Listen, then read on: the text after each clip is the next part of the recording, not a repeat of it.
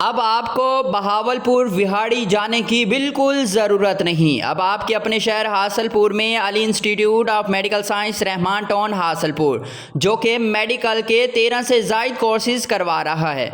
Matric के result के बाद बच्चों अब आप अपना वक्त ज़ाया मत करें। मेडिकल का 2 साल का डिप्लोमा कोर्स करें और उसके बाद गवर्नमेंट और प्राइवेट जॉब हासिल करें।